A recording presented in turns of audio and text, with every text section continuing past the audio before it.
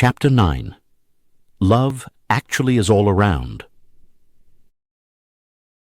At the end of the school concert, Karen said goodbye to some other parents, while Harry waited for her. Then she turned to her husband. "Tell me," she said, "what would you do in my situation?" "What situation is that?" "Imagine your husband bought a necklace with a gold heart on it at Christmas and gave it to somebody else." "Oh, Karen. Would you wait to find out if it's just a necklace? Or if it's sex and a necklace? Or worst of all, if it's a necklace and love? Would you stay, knowing that life will always be a bit worse now? Or would you get out? Oh, God, I've been such a complete fool." "Yes, but you've also made a fool of me, and made my life foolish too." Daisy and Bernie ran up to them, pleased with themselves after the success of the concert, and Karen became a mother again. "Bernie, darling, you were wonderful," she told her son, and then to Daisy, "And my little lobster, you were so orange. Let's go home." There. Daniel found Sam. "Sam, great show. You were wonderful on drums, son." "Thanks," said Sam. "The plan didn't work, though." "So, tell her," said Daniel. "Tell her what?"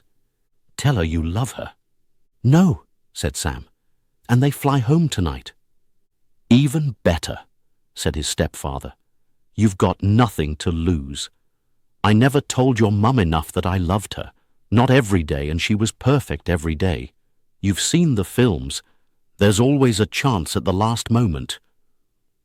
Sam thought for a moment. "Okay, let's do it, Dad. Just give me 1 second." He ran off. A mother and her son walked into Daniel. "Sorry," said the mother, who looked exactly like Claudia Schiffer. "That's okay. My fault," said Daniel. "No, really, it wasn't. You're Sam's dad, aren't you?" "Yes. Well, I'm his stepfather. Daniel. I'm Carol." They looked at each other. "Okay, I'm back," Sam said. "Let's go." "Yes, I hope we meet again, Karen." "Carol, I'll make sure we do." "Yes, good."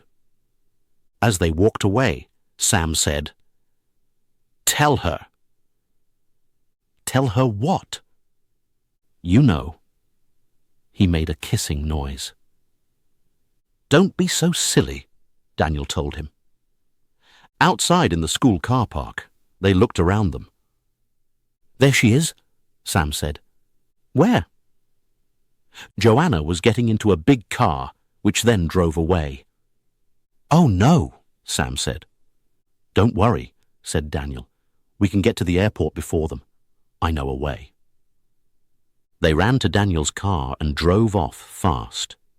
When they finally arrived at Heathrow Airport, Daniel and Sam ran inside and looked up at the board. "New York, Gate 36, last call," it said. "Oh no," Sam cried. They ran to the entrance to the departure area. "We're not actually flying," Daniel explained to the airport official.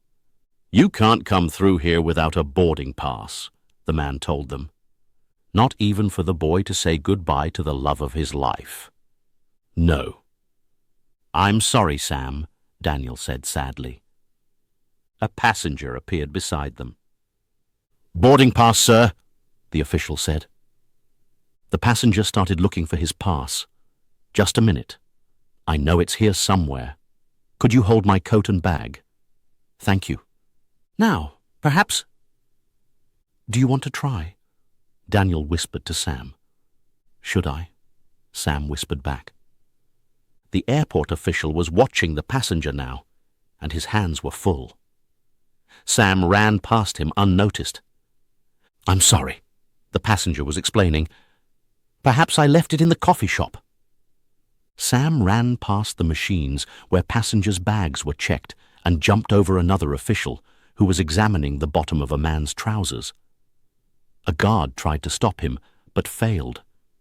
Sam ran past the shops. At gate 36, Joanna was just preparing to board the plane. There were guards between Sam and her, but their eyes were on a television screen.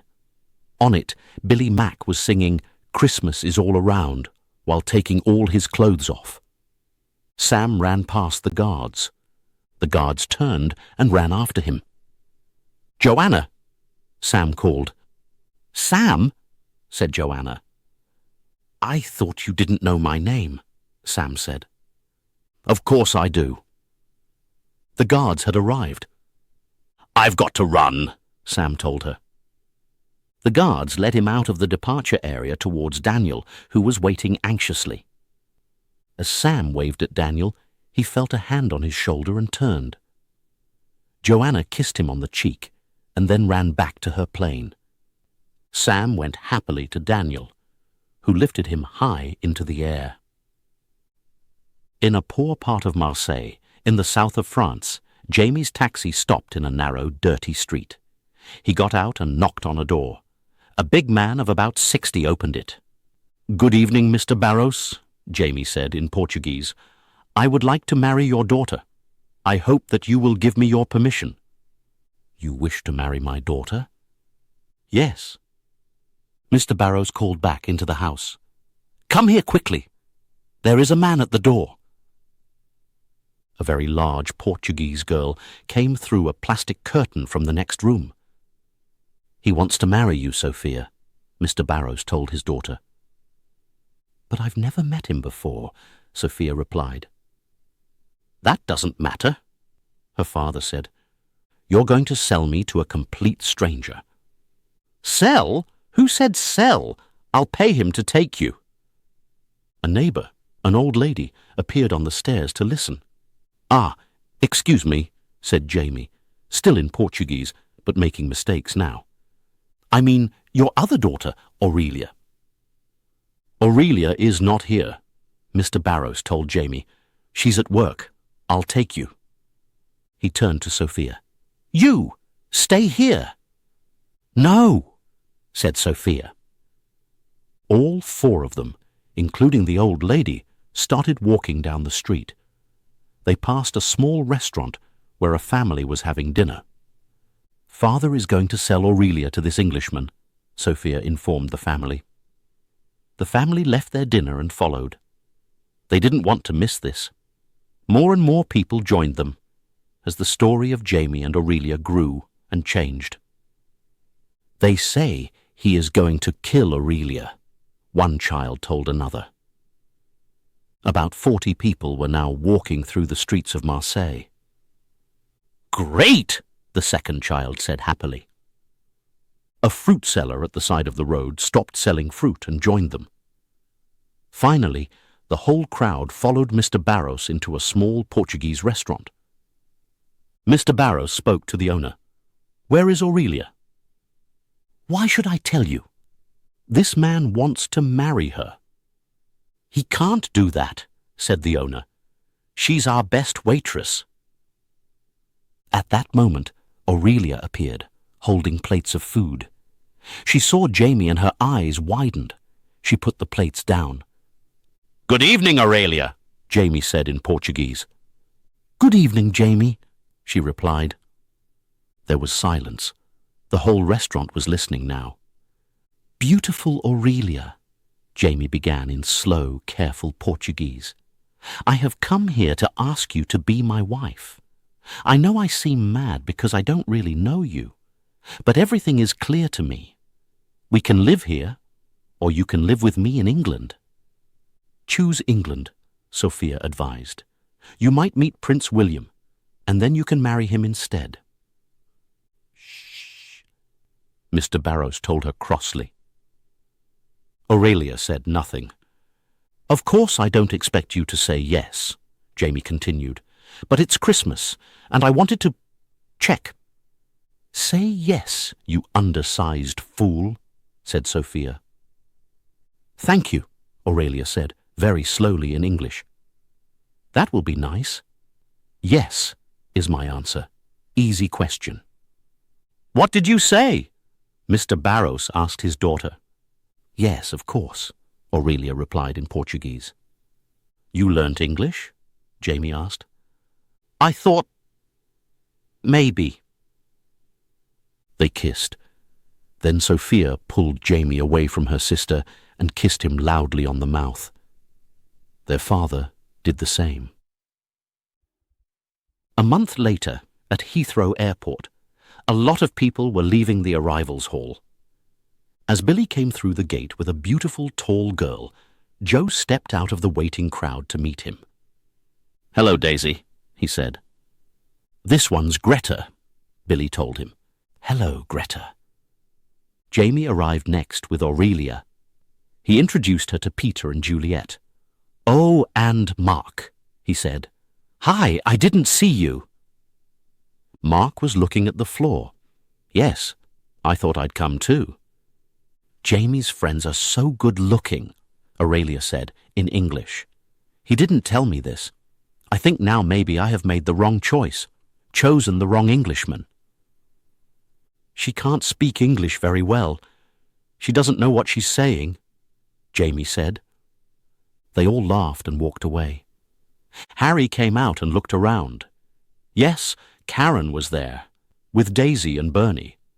The children held a big sign with Welcome Home Dad on it.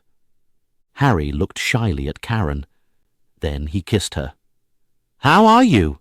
He asked. I'm fine, she said. Good to have you back, she said formally. She turned to the children. Come on, home, she said. Joanna arrived with her family. There she is, Sam cried. He ran up to her, then stopped and shook her hand. Hi, Joanna said. Hello. Why doesn't he kiss her? Daniel whispered to Carol, who was standing beside him. They've got time, Carol reminded him. Suddenly, there were journalists and cameras everywhere. The Prime Minister came through the gate, surrounded by bodyguards. Natalie ran through the crowd, put her arms round him and held him tightly. Then she jumped up into his arms and put her legs round his waist. You're so heavy, the Prime Minister told Natalie. Oh, shut your mouth! They walked happily away, and all around them, people were smiling and kissing their friends and relatives. Love, actually, was all around.